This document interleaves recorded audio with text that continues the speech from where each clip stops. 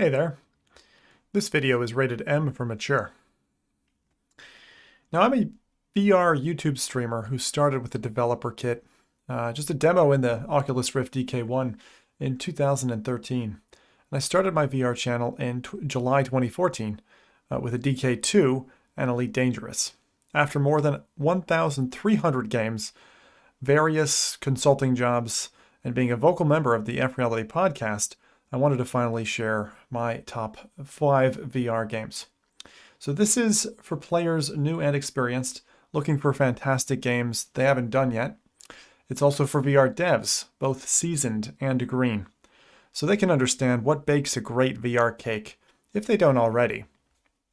And finally, for vets like myself, to spend a minute celebrating 5 of the most fun titles that VR has to offer. Note, all of these titles received buy awards from me over the years, and they're actually on a mixture of kind of PC and PSVR. So let me start off by introducing the 12 what we call should I buy categories that we introduced back in 2017 when we started a 2-minute video series to ask and answer the question, should I buy X game? So let me just talk you through this and the 12 categories, what each of them actually mean.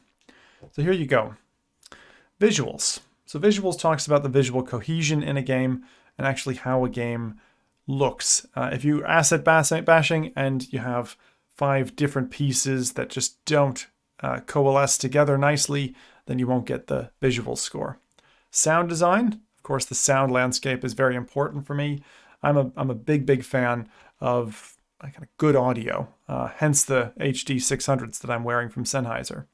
Fun. Games are meant to be fun. If it's just work, then you're not going to win in this category. Oftentimes, VR allows for horseplay. I Expect It to Die being a good example. If you give me a desk full of stuff in front of it, I want to be able to throw it around the room. Balanced. Okay, what about the difficulty in a game and how it teaches you how to interact with it?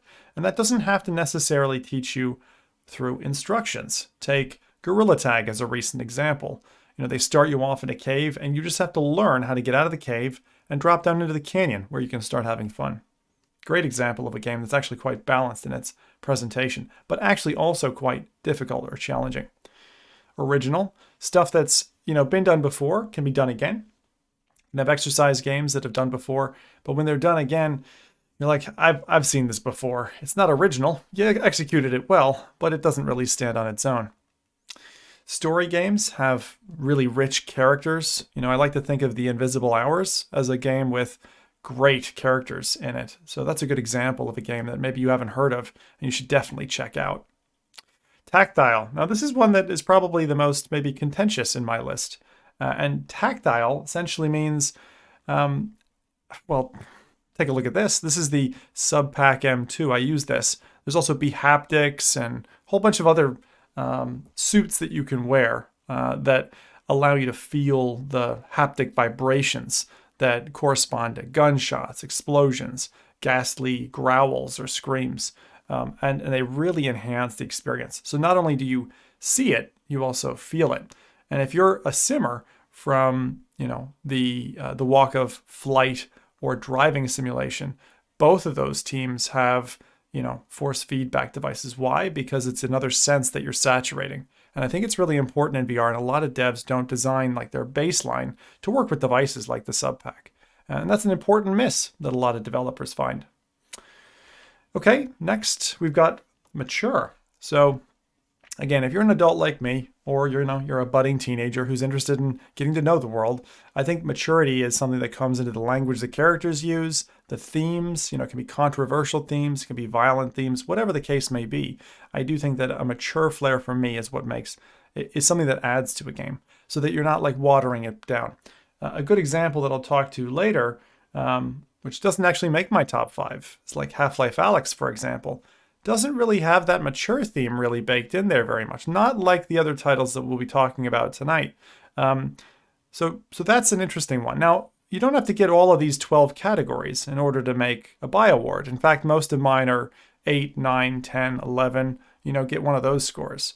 Next one is immersive. So not all games do this, but games that help you to lose yourself in the environment. it's a really big deal. So I'm trying to think of a great game that kind of does this for you. But immersion, like take Lone Echo as an example, is one where literally as you're drifting in space, you forget that you are where you are. You know, even if it's just for a split second, but that really makes and bakes a good VR cake. Social, this one probably goes without saying, but social isn't just, oh, hey, it's VR chat. What I mean is, could you actually make friends through the game? For example, say you're playing Population 1 and you're just able to, you know, kind of get buddy-buddy with somebody. You take their gamer tag or their screen name or whatever, and after the game you hook up and you know, get friendly with them and you end up playing more games with them. Games that I feel have done this and will connect you with other humans in a lasting way get the social badge or medal, whatever you want to call it. Okay. In the other corner, we've got comfort. Now, this is one that a lot of games back in 2016, 2017, they were not hitting this mark. And even today, I'm really surprised, but even games like, let's take Larcenauts as a recent example. Games that just don't get comfort right. The control design is wrong. You don't feel fluid in the game. To contrast Larcenauts, a game like Solaris does comfort incredibly well. They have a HUD system. I don't usually like HUDs, but they've got a HUD system that's non-invasive, and you just feel like you can slipstream your way through the game. So games with comfort make it easy to feel and lose yourself, and again, do contribute to the immersion. Finally, intensity.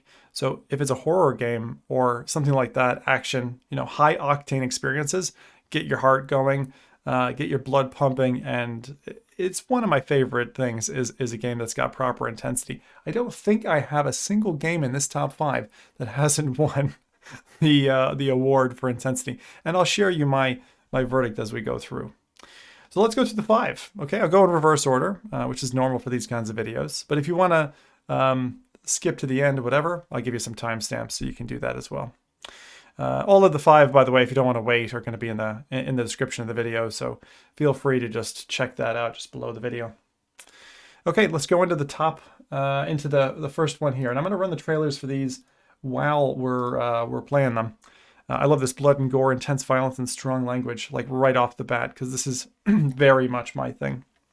So I'm going to run this as we're going. This is obviously Resident Evil 7 Biohazard. Not just the main game, also the DLC. And here we go. So as we go through this, I'll just talk a little bit about it and what I felt about the game. So Resident Evil for me was one of the first kind of complete Resident Evils that I'd played. And I played this on PSVR. Of course I did. It's the only platform you can play it on, which is kind of unfortunate. But the Baker family that you meet and just the interactions that you have, and particularly the first third of the game, are incredibly immersive. The control system that I was using at the time, of course, just with the DualShock, and you know, it wasn't let's say the immersive controls that we were expecting now with full-on touch support, but the game did some great stuff. It also made some big sins, I'll have to say. It really did some bad things, especially in some of those early scenes where you would black out. Like, you know, you get too close to an object or something would parse through your face, and then the whole thing would just go black. It was quite uncomfortable that way. But the AAA attention, you know, especially when this launched, and the feeling that you got of, like, really being at risk, and just some of the themes. Like, I remember seeing like a head bob up from murky water below. It was just absolutely disgusting. Very few games have this, what I'll call, Saw effect to make me really shudder. But Resident Evil does that, and does it in spades. Now, about a third of the way through the game, these creatures appear, and I feel it's like the weakest part of the game. The middle third is just not... It feels like a console game to some extent, and it's actually quite weak. You get repetitive sections and things like that, and it's not fantastic. But the story end to end, as it laces, all the way to the end, all the way to the finale, is really, really ace. Really fantastic. So, I think if you're a PlayStation fan, then you really have to check out Resident Evil. There's some really bizarre moments in it. And then don't miss, please do not miss, the DLC. because especially certain scenes, there's room escape, there's survival, there's story elements. You know, half of them are in VR, half of them are not. But for all the ones that are in VR, and I didn't play the non-VR ones actually, but I completed all the others, and it was just amazing. Very, very good attention to detail, story depth, and immersion there. It's just, you have to, this is a must play in my opinion. I think it was very popular in that year, but even now going back, it's worth playing through. It's like part of the catalog you need to have. Okay? Resident Evil 7 with the VR DLC. Please give it a go. Fucking excellent. Absolutely excellent. Look at this thing. It's just you don't get that. You don't get that on Oculus platforms, do you? So that's my PSVR title of the 5. All right, let's hop over. So this is my this was my rating for the game back then, and it would still stand today as well. So let me just show you what that is. So this is here, I'll just show it to you in full. So basically, I'm only taking off for comfort and social. I talked about comfort, like some of the visuals were a specific problem, and they were really detracting from the game. And I think now if you played them, you'd feel them even worse. The second thing that I obviously can't give it is there's no way to make friends in that game. I think you're making pretty much the complete opposite of friends in Resident Evil. So everything else, however, absolutely just scored. You can see it there on the chart. And I love the game. Resident Evil 7 Biohazard. There you go. All right, next one up. Let's go ahead and check out this one. Now, this one a lot of you won't know, and this is something that if you've played FTL, which stands for Faster Than Light, this is a game you have to fixate on because it's FTL in VR, and it's absolutely brilliant. It is a up to three player experience where you are on a starship. And you're going through space, node by node, trying to get to Earth and then blast some alien scum over there. There's rebels. There's all kinds of stuff. I'm not going to spoil it for you.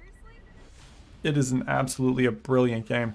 And although Subnautica doesn't make my top 5, I would say this one would have taken the Subnautica slot. So if you're a big fan of Subnautica and the way that story went, this game is a little bit more action than story. But it's fantastic. As teamwork, the big bosses, I mean, I've played it loads, probably 50 hours at this stage, and I have beaten the game, but it takes effort. It really, really takes effort. So From Other Suns, from Gunfire Games. They got another game called Chronos, which is also really good. But that's one that a lot of people, I think, miss, and they don't realize that it's out there, because it's kind of old now, but it even works with Revive, so check it out if you're on a non-Oculus headset. Here's the score that one got. So From Other Suns got it for everything bar story. So there are story elements, there are characters, but because of the procedural nature, as you're running missions and stuff, it's not as deep. So I said, okay, I can't give it to you for story, and so this takes my 4th slot, and there you go. So that was From Other Suns. Bit of an older title now, not probably a year after. Resident Evil landed, but From Other Suns is like one of my faves, and I hope it comes back. I'm really praying that From Other Suns actually comes to Quest or something like that in future, just that others are going to get to play it, because it was an Oculus exclusive. Okay, next, into the 3rd slot. Now all of these titles so far have had bite, and this is going to continue through my list. Okay, and this one also is it gonna surprise you, I think, because it's another fantastic title here. Let's go on back to the beginning, and you can start off and see this one. You'll recognize this straight off the bat, I'm sure, for anyone who's been on this bus. So this is The Walking Dead, and if anyone really likes The Walking Dead, then I would absolutely continue into this. Get a VR headset for this. That's what I would say. You can play it on Quest, surprisingly, because it looks pretty darn good. It just makes you feel like a survivor. It's absolutely brilliant. Great story. I've had moments when I was down to almost no health, and you're surviving. You feel so visceral, like you're grabbing these creatures and shanking them. It's just fantastic. The upgrade system is really well thought out. The weapons aren't overkill. It's not you're just like sitting on the back of a machine gun. It's just fantastic. I really wish they had a co-op mode, because I think it would really make it super exciting. But this is just, look at it. Brilliant game. Absolutely. Good old Saints and Sinners. The part of the game that I kind of felt wasn't as strong as other Walking Dead titles, like the Telltale games, was the choices that you make. But as you progress towards the end of the game, I felt like it was, I really felt like it was, again, kind of similar to Resident Evil in that it was like very strong for the first third, and then the middle was like, meh, and the last third is strong again. So if you're playing through it, or you kind of like paused yourself and you're like, I haven't made it yet through the end, get to the end, okay? Here's the score that I threw up for Walking Dead, Saints and Sinners. So again, it's kind of an all-rounder. It's got the tactile feedback in the sub pack. It's got the sound design. It's bloody fun. I mean, bloody good fun. It's not too difficult either. It's super intense. And it's a very comfortable mechanism. Actually, some of the weight of the items is setting the bar for how weapons should feel in VR, especially melee weapons. So that and the crafting system, the characters, and just generally what you run through, fantastic. So yeah, top marks for me for Walking Dead, Saints and Sinners, and that takes spot number 3. Okay, on to number 2. Now this one's going to be, this is probably the most contentious of the lot. This is one that a lot of people who have watched the F-Reality podcast will not be surprised about, but it is one that totally took my breath away. And that is Medal of Honor. How bad have things gotten? The German occupation has turned every neighbor into a possible Above and Beyond, that is. Medal of Honor Above and Beyond, sorry.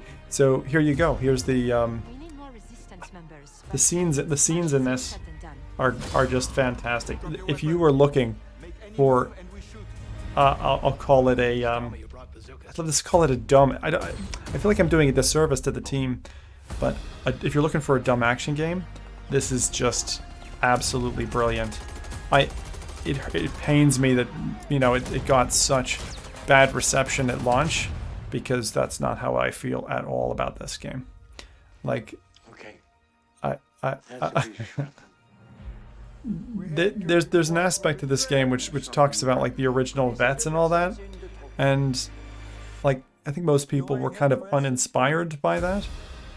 I thought it was fine. It was a decent tack on. They obviously spent way too much money on it, but as a game that really makes you feel like you're playing one of the original Medal of Honors, it's great. Don't look forward to Normandy. It's one of the biggest parts of the game that's a disappointment. But if you're looking for a high octane game, absolutely, Medal of Honor kills. Two things to watch out for. The install space is absolutely ridiculous. It's like 130 gigabytes. So you really need effect on a hard drive space to be able to even install this one. And again, this one, it wasn't an Oculus exclusive. They kind of touted it almost as if it was. This is the only game out of my whole set, and this is maybe circumstantial, right? But it is the only game to get all 12 awards, okay? It's got visuals, it's got fun, it's got balance, all of that. Now, the social side maybe is debatable. And the reason I say it's debatable is empty servers now, right? 2-3 months after the game launched, empty servers. And that really, really pains me, because they've got like 12 incredibly detailed multiplayer maps. The whole thing just feels, oh, amazing. And the weapons, like from the cock reload snap rifle to just all the submachine guns, everything that they've got implemented in the game is just gorgeous. If you've got a decent machine, if you've got the hard drive space, just you have to play this. The campaign is like 16 hours long, and it just keeps changing. It's change and change and change. And yeah, there's some annoying characters, and there's some annoying scenes, and the characters look goofy in certain spots. But for, as I said, for kind of like a dumb action film that's going to last you like 16 hours, the asking price is pretty high. I think it's worth it. If you're a little bit on the fence because of all the other negativity that you've heard out there, then just wait for a sale and pick it up then.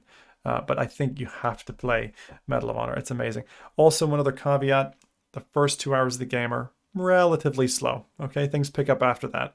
So kind of wade through that, just realizing that you have to kind of get through the first 2 hours, and then the next 14 hours are really going to surprise you, I think, and they're going to be lots of fun. It did not deserve the negative press it received. Okay, so we're on to the final one. I know you don't have to guess this one. This is an obvious one. This is, I don't know even if I have to say anything for this, but most people know what my favorite game is, and in fact, it's sitting over my shoulder. It is, of course, The Elder Scrolls V Skyrim. So let's go ahead and watch what has to be just one of the best trailers that there has been. Here we go. I'm gonna let you watch this. Oh, fantastic. This is insane.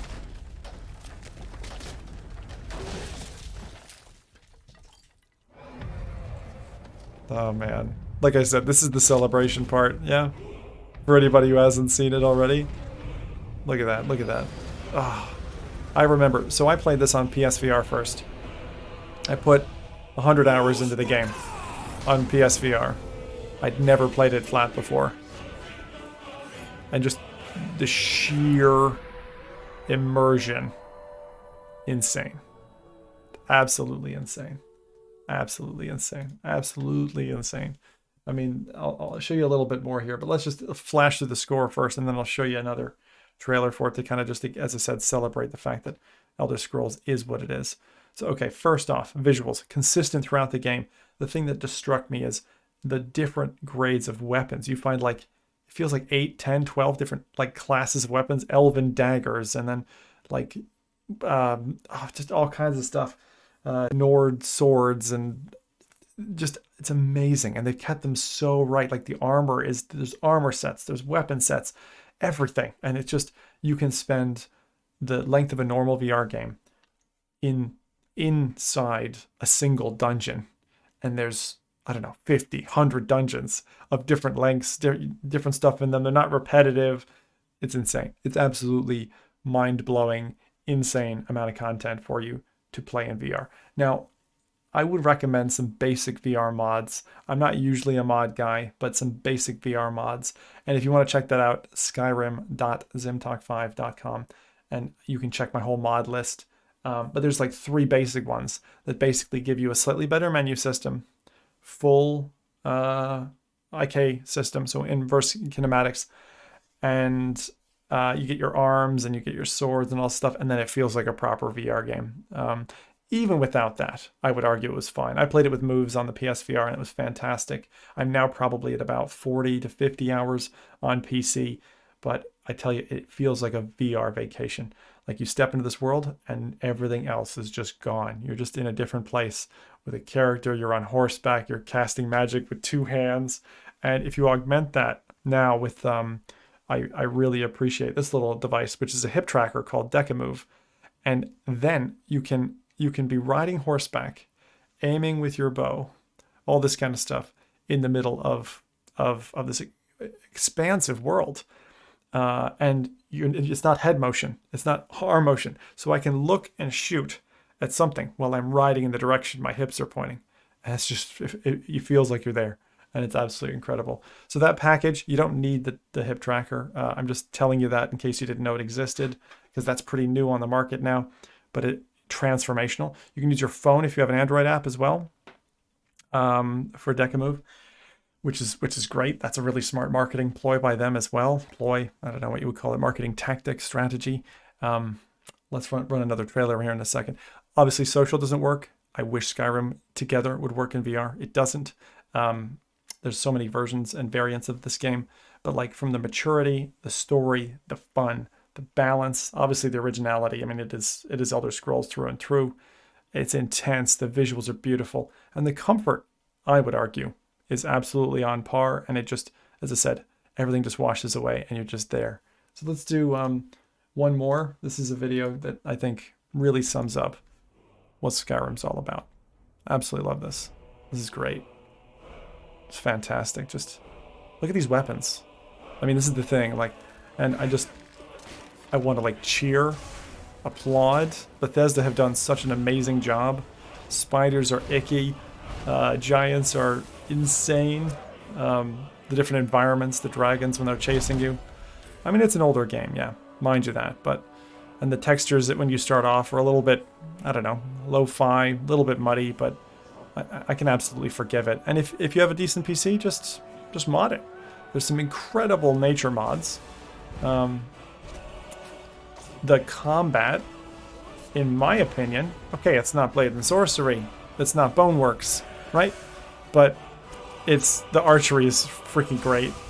It's just fantastic. You feel so powerful. You just feel in charge of just like everything. Amazing. That deserves #1, like nothing else. Like nothing else. So that's it. That's our kind of the best 5 of VR, and as it flashed on screen before, the grid that we've got for what 12 components really make up a decent VR game.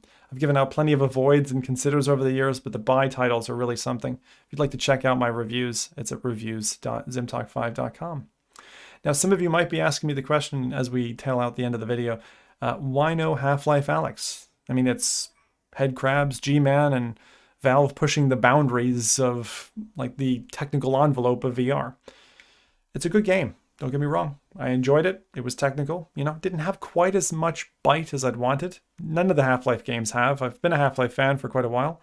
I love their execution. And I'm a big fan of a lot of Valve games. Huge like Left 4 Dead fan and stuff like that. Would love to see that in VR, even if they've said now that they're formally not bringing it. But that's where that is, And there's another side to this as well. Like, why wouldn't I say that one of my top 5 things in VR was, I don't know, any other title. Give me anything else. I'm curious what yours are. Those are mine. And I keep that list updated at zimtalk5.com. Thanks for watching. I hope you've enjoyed a bit of a celebration. And if you're a dev, I hope you've learned something as well. Something that maybe you didn't think about before. Maybe you'll think about integrating tactile support to your game and really get, the eerie stuff in there. I don't have an honorables mention list, but there's plenty of games that come to mind, things like Walkabout and Cosmodread and stuff like that. But generally, the games that have really thrilled me have been, PC or PSVR games that are kind of high-end, things like Alien Isolation that were like AA or AAA games that were then, given the VR treatment, and they really, really stand out. Thanks for watching, and we'll see you over at youtube.com/ZimTalk5. Ciao.